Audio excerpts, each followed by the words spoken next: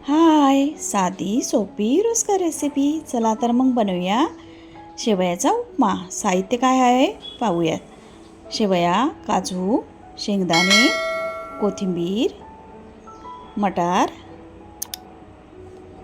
मक्याचे दाणे, मिरची, कांदा आणि कढीपत्ता.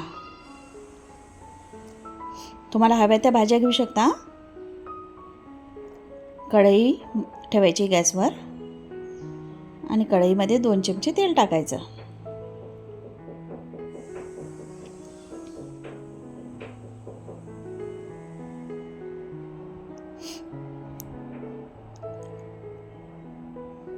तेल गरम झालं की मोहरी टाकायची.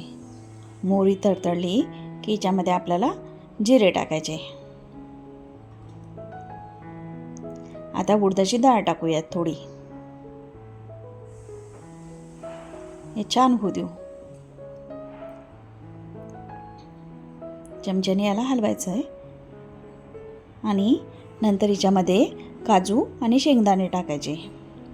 ते पण मिक्स करून घ्यायचे छान.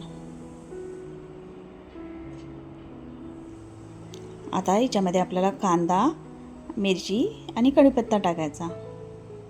ते पण छान होऊ द्यायचे. आपल्याला याच्यामध्ये थोडं मीठ टाकायचं आहे म्हणजे कांदा लवकर होऊन येईल.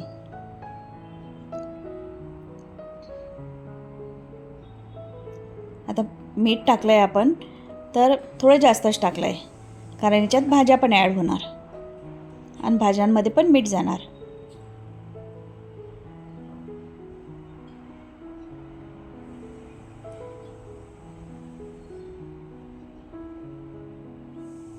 त्या पण हलवून घ्यायच्या छान भाज्या. थोड्या शिजवू द्यायच्या.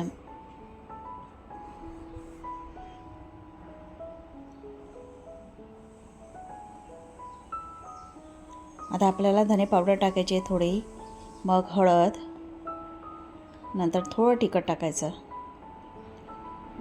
कारण आपण मिरची पण टाकली त्याच्यामध्ये.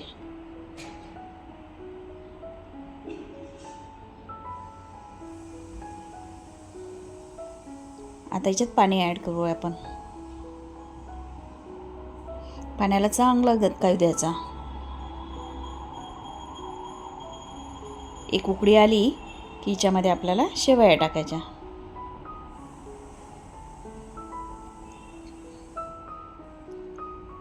हे चांगलं शिजू द्यायचं. आता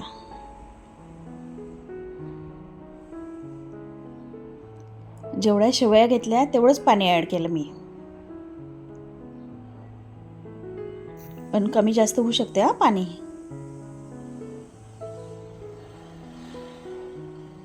स्लो गॅसवर नाही उदायचं, थोडं फास्ट गॅसवरच, नाही तर शेवया जास्त शिजून जातील आणि पाणी राहून जाईल.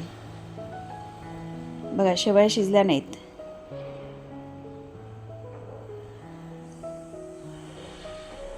होऊ द्यावं लागेल आपल्याला आणि पाणी आहे त्याच्यामध्ये. बघा आता झाल्या आहेत.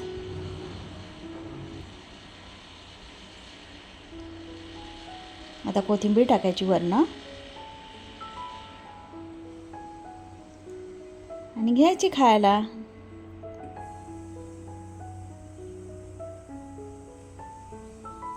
झाला की हो आपला उपमा तयार.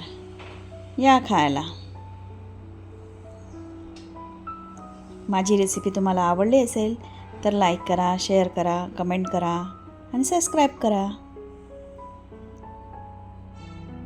आणि तुम्ही खा आणि मला नक्की सांगा कसा झाला आहे.